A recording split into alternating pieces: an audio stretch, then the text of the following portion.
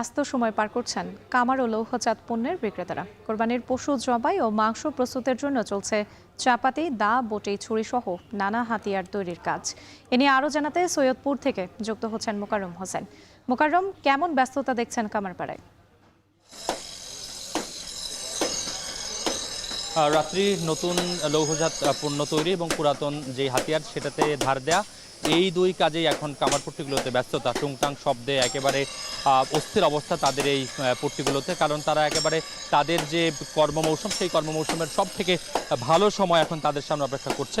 তারা এখন যেই জিনিসগুলো বানাচ্ছেন, যে হাতিয়ারগুলো বানাচ্ছেন, দা, ছুরি, বটি এবং চাপাতি, এই চারটে জিনিসের চাহিদা তুঙ্গে থাকে কুরবানি ঈদকে সামনে রেখে। হাতে যেহেতু আর 6 দিন, সেই 6 দিনের আগেই তারা তাদের যে প্রয়োজনীয় পণ্য যেগুলো তারা বিক্রি করবেন সেগুলো তারা বানিয়ে প্রস্তুত করছেন। এখনও তাদের বেচা কেনা সেভাবে শুরু না হলে তারা বলছেন যে কুরবানির গরু কেনার পরপরই মানুষ আসলে এই বাজারে তাদের কাছে আসেন এই জিনিসগুলো কিনবার জন্য। তারা এবার যেই জিনিসপত্রের দাম, সেই দাম নির্ধারণ করেছেন যে প্রতি কেজি লৌহজাত পণ্য তারা 600 টাকা কেজিতে বিক্রি করছেন। 4 ধরনের যে পণ্য আছে, চাকুগুলো তারা বিক্রি করছেন মানভেদে 50 থেকে 150 টাকা পর্যন্ত, ছুরি বিক্রি করছেন 500 থেকে 600 টাকায়, দা বিক্রি করছেন 500 থেকে 600 টাকায় এবং বটি যেগুলো আছে সেগুলো মানভেদে 200 থেকে 600 টাকা পর্যন্ত বিক্রি করছেন।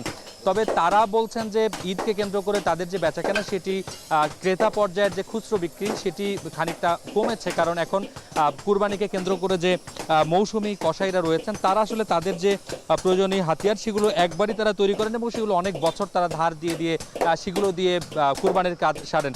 তবে ব্যক্তি পর্যায়ে যে কুরবানিগুলো হয়, সেই ব্যক্তি পর্যায়ে কুরবানি করবার জন্য প্রত্যেক বছরে নতুন নতুন হাতিয়ারের প্রয়োজন পড়ে, সেই হাতিয়ারগুলো তারা মূলত বিক্রি করছেন।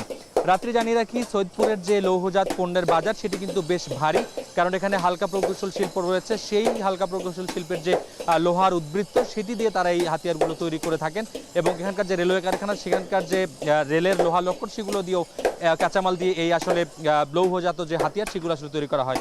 জানিয়ে রাখি, এবার রংপুর বিভাগে প্রায় 20 লাখ পশু মজুদ রয়েছে, যে 20 লাখ পশু এবার কুরবানির ঈদে কুরবানি হবে এবং এই পশুগুলো হাটে যে জমজমাট কেনা বেচা সেগুলো এই মুহূর্তে চলছে। গত বছর 14 লাখ পশু কুরবানি হয়েছে এবং এবার যে চাহিদা ছাপিয়ে আসলে 5 লাখ পশু উদ্বৃত্ত থাকবে বলে প্রাণী সম্পদ অধিদপ্তর বলছে।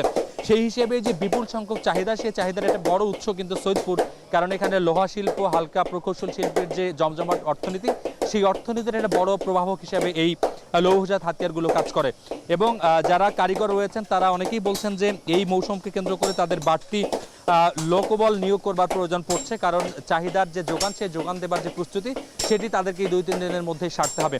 আমরা যেটি দেখছি যে সকাল থেকে নিয়ে সন্ধ্যা পর্যন্ত তাদের এই যে কর্মযজ্ঞ সেটি চলছে আগের যে সনাতন পদ্ধতিতে, অর্থাৎ কয়লা দিয়ে এক ধরনের ছাতা দিয়ে বাষ্প তৈরি করে যে লোহা গরম করা হতো, সেটির সঙ্গে সঙ্গে এখন আবার তাদের হাতিয়ার তৈরির যে আধুনিক পদ্ধতি সেটিও যুক্ত হয়েছে।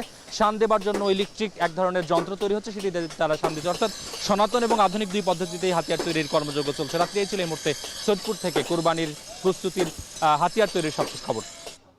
সৈয়দপুরের কামারপাড়ায় চলছে ব্যস্ততা, সেই খবরই রাখছিলেন মোকাররম হোসেন। দেশের এক